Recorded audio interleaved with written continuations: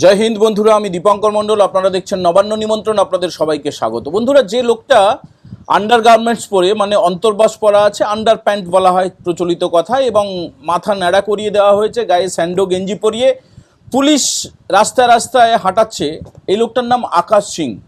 এ হচ্ছে হাওড়ার একজন কুখ্যাত দুষ্কৃতী। পুলিশকে গুলি চালিয়েছে, তোলাবাজি করেছে, অস্ত্র বিক্রি করেছে, মানে এর যে দুষ্কর্ম তার কোনো শেষ নেই।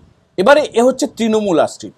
দেখুন, দুষ্কৃতি ইকুয়াল টু তৃণমূল, এটা তো গত 15 বছর ধরে আপনারা জানেন, এবং এখনো পর্যন্ত যারা দুষ্কৃতীরা তারা কিন্তু তোলামূল বা চোরামূল বা তৃণমূলের আশ্রয়ে এবং প্রশ্রয়ই রয়েছে। যে ছবি আপনারা গোটা কলকাতা শহর জুড়ে এবং কলকাতার বাইরে বিভিন্ন শহরে বিভিন্ন জেলায় জেলায় দেখতে পাচ্ছেন, কাউন্সিলররা অ্যারেস্ট হয়ে যাচ্ছে, কেউ কেউ ভয়ে তো তাদের প্রাণ চলে যাচ্ছে, অনেকে গিয়ে আত্মসমর্পণ করছে, বেশিরভাগ লুকিয়ে রয়েছে গর্তের মধ্যে। রাজ্যের মুখ্যমন্ত্রী শুভেন্দু অধিকারী বলেছেন গর্ত থেকে খুঁজে খুঁজে বার করা হবে। গতকালকে তিনি নন্দীগ্রামে গিয়ে একটা সংবর্ধনা জ্ঞাপন অনুষ্ঠানে এই কথাটা বলেছেন। আজকে সকাল থেকে মুখ্যমন্ত্রী জনতার দরবারে উপস্থিত ছিলেন সল্টলেকে বিজেপির পার্টি অফিসে। সেখানে বিরাট ভিড় ছিল, প্রচুর মানুষ। কেউ ট্রাইসাইকেল চালিয়ে, যিনি প্রতিবন্ধী শারীরিকভাবে তিনি এসেছেন, অনেক চাকরি প্রার্থী এসেছেন, অনেক বয়স্ক মানুষ এসেছেন। বিভিন্ন রকমের যে দুষ্কর্মের শিকার তারা হয়েছেন গত 15 বছরে, সেগুলো সুরাহা করার জন্য সরাসরি মুখ্যমন্ত্রীর কাছে এসে তার সঙ্গে দেখা করে কথা বলে তারা লিখিতভাবে অভিযোগগুলো জানিয়ে গেছেন। এবং সেখান থেকে যেখানে যেখানে যে দপ্তরে পাঠানোর কথা বা কোথাও কোনো কমপ্লেন করতে হলে, পুলিশের কাছে পাঠাতে হলে, সেগুলো মুখ্যমন্ত্রীর যে দপ্তর রয়েছে সিএমও, তাদের অফিসাররা সেই ব্যবস্থাটা করছেন। দেখুন, এই মুখ্যমন্ত্রীর কথা বলতে একটা জিনিস একটুখানি বলতেই হবে। বেশ কয়েক বছর আগের কথা, উত্তরপ্রদেশ তো আমাদের চেয়ে বড় রাজ্য। উত্তরপ্রদেশের মুখ্যমন্ত্রী যোগী আদিত্যনাথের সঙ্গে দেখা করার জন্য কোনো কাঠখড় পোড়াতে হয়নি। কলকাতা থেকে গিয়ে গোরখনাথের যে আশ্রম রয়েছে, যেটা যোগী আদিত্যনাথ যেখানকার একদম মঠাধিপতি বলতে পারেন, সেখানে তিনি থাকেন, সেখানে গেরুয়া বসন পরে পুজো করেন। গোরখপুর বলে যে জায়গাটা রয়েছে, সেখানে গোরখনাথের মন্দির রয়েছে। তো সেখানে গিয়ে আমি নিজে ব্যক্তিগতভাবে গেলাম, সেখানে সাংবাদিক পরিচয়ে গিয়েছিলাম, কিন্তু কেউ কোনো কার্ড টার্ড দেখতে চাইলো না, সরাসরি চলে গেলাম। মুখ্যমন্ত্রীর সঙ্গে দেখা করলাম, তার সঙ্গে কথা বললাম, তারপরে চলে এলাম, এসে খবর লিখলাম, ইত্যাদি ইত্যাদি। তো এটাই তো হয়, মানে উত্তরপ্রদেশ দেশের সবচেয়ে বড় রাজ্য, সেখানকার মুখ্যমন্ত্রী, তার সঙ্গে সহজে দেখা করতে পারলাম।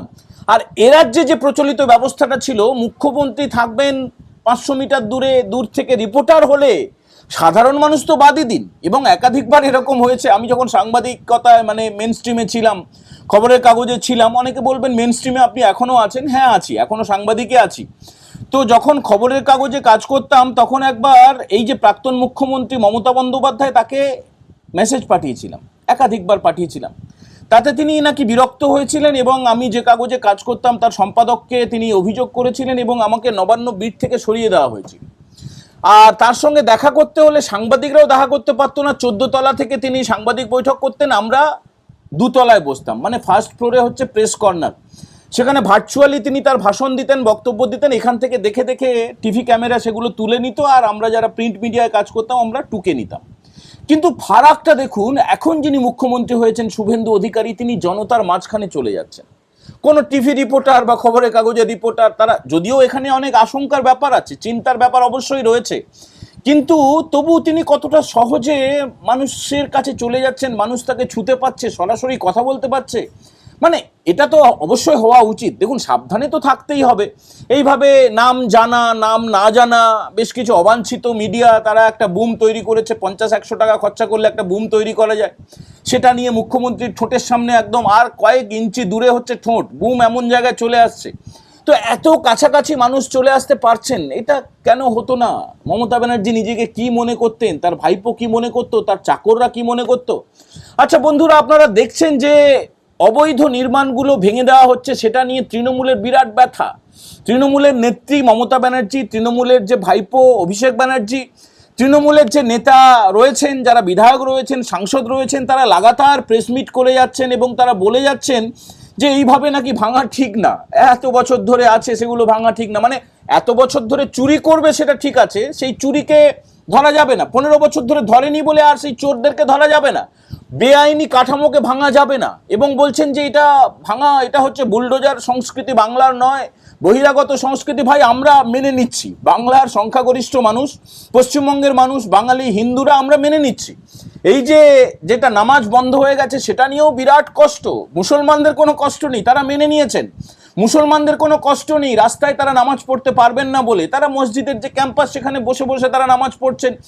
যত ব্যথা হচ্ছে এই তৃণমূলের বা তোলামূলের। আজকেও একটা প্রেস কনফারেন্স হয়েছে, বেলেঘাটার বিধায়ক কুণাল ঘোষ এবং রাজ্যসভার সাংসদ বাবুল সুপ্রিয়, আগে এক সময় বিজেপিতে ছিল, তারপরে বিজেপি থেকে তাকে মন্ত্রিত্ব দেওয়া হয়নি বলে তৃণমূলে চলে এসেছিল, এবং তৃণমূলে আসার পরে সে বিধায়ক হয়েছিল, মন্ত্রীও হয়েছিল, তারপরে তার খুব একটা ইচ্ছা ছিল না, তাকে রাজ্যসভার সাংসদ করা হয়েছে। দুজনেই মিলে যে প্রেস কনফারেন্সটা করেছে সেখানে তাদের একটাই বক্তব্য যে এই বেআইনি নির্মাণগুলো, আরও অনেক কথা বলেছে, মূল কথাটা হচ্ছে এটাই, দীর্ঘ বক্তৃতা, হিন্দি, ইংরেজি, বাংলা।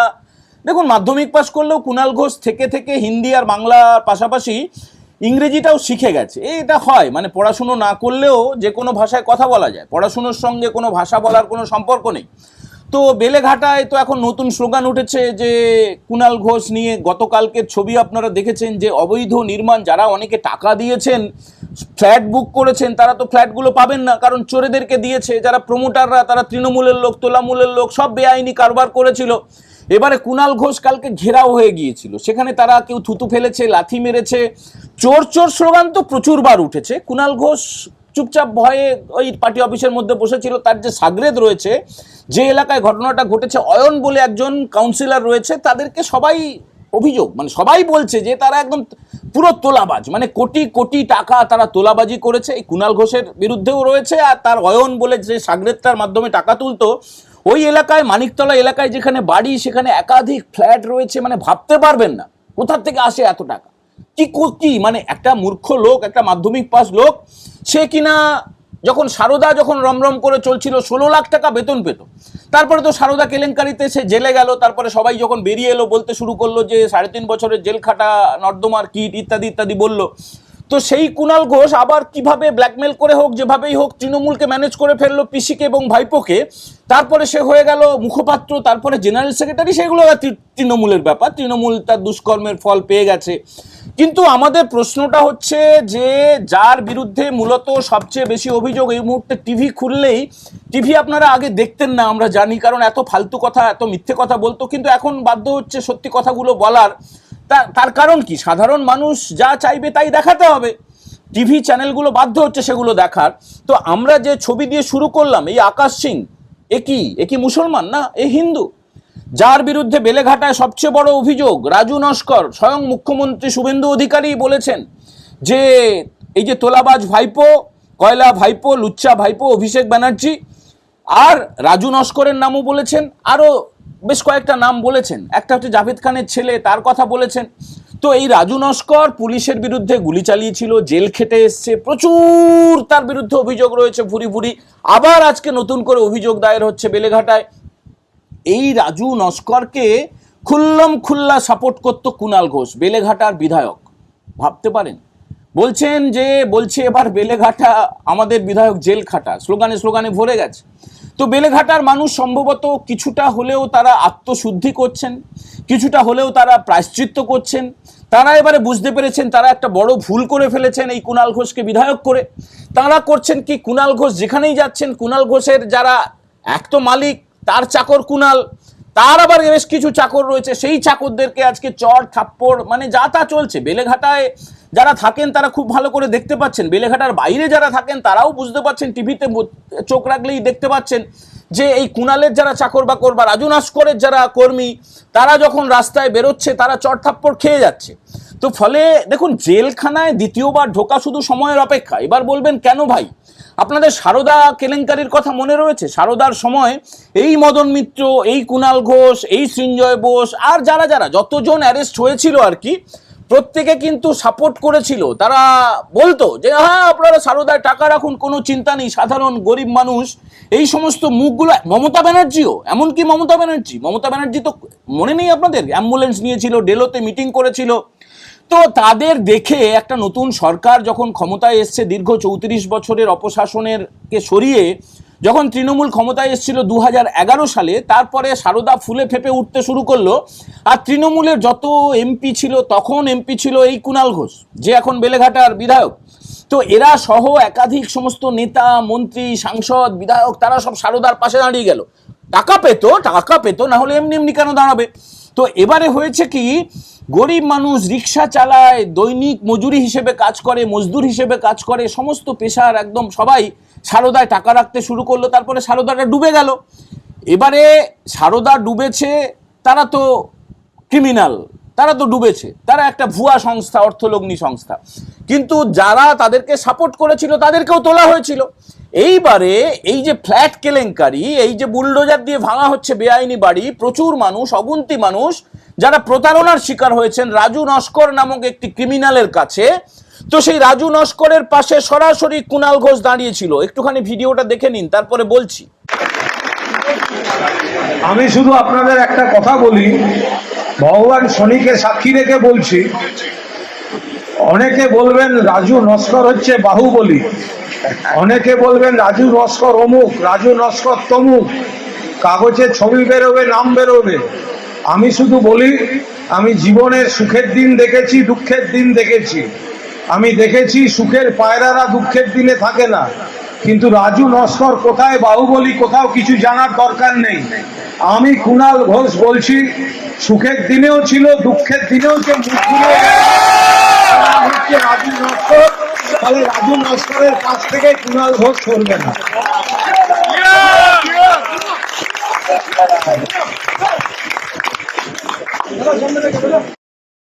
বন্ধুরা দেখুন কি শুনলেন, মানে নিশ্চয়ই মন দিয়ে শুনেছেন, যদি না শুনে থাকেন আবার একটু টেনে নিয়ে শুনবেন। বেলেঘাটার বিধায়ক কুণাল ঘোষ বলছেন যে রাজু নস্করের পাশ থেকে কুণাল ঘোষ সরবে না। রাজু নস্কর তাকে প্রণাম করছে, তার সমস্ত যে অপকীর্তি, কুকীর্তি, তার গ্যারেন্টার হচ্ছে এই কুণাল ঘোষ।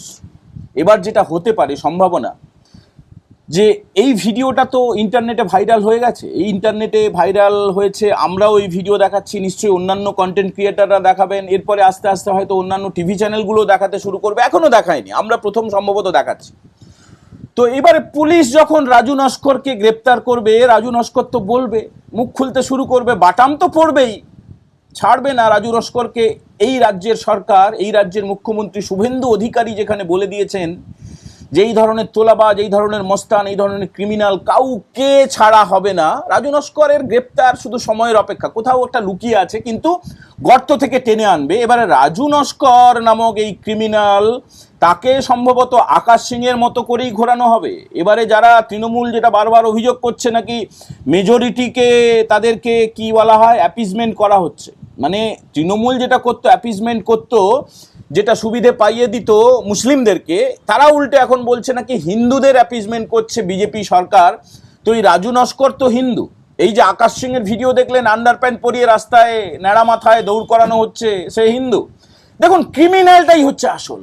ক্রিমিনাল কিনা, দুষ্কৃতী কিনা, ধর্ষক কিনা, চোর কিনা, সেটা হলে কাউকে ছাড়া হবে না। কোনো ধর্মের পরিচয়, সম্প্রদায়ের পরিচয়, ওইসব কার নাম কি, সিং নাকি মুস্তফা, ওইসব কিছু দেখা হবে না। কার নাম আলী আর কার নাম ভালি, ওইসব কিচ্ছু দেখা হবে না। আপনি অপরাধ করেছেন, আপনাকে গড়াদের মধ্যে ঢুকতে হবে। বেলেঘাটার যে বিধায়ক কুণাল ঘোষ বড় বড় কথা বলে, বিরাট বিরাট বাতেলা মারে, প্রচুর অত্যাচার করেছে, প্রচুর ক্রাইম করেছে, এটা নিয়ে কোনো সন্দেহ নেই। তো এই কুণাল ঘোষের জেলে ঢোকা সময়ের অপেক্ষা কেন বলছি না, রাজু নস্কর তো ধরা পড়বেই, তার নামে এত অভিযোগ আছে, আবার আজকে পর্যন্ত অভিযোগ হচ্ছে। সে এবার মুখ খুলতে শুরু করলে কত টাকা কে নিয়েছে সমস্ত কিছু প্রকাশ হয়ে যাবে। আপনারা একটু অপেক্ষা করুন, ধৈর্য ধরুন। বাড়িতে পুরনো জুতো থাকলে সেগুলো জমিয়ে রাখুন, জুতোর মালা পরাতে হবে।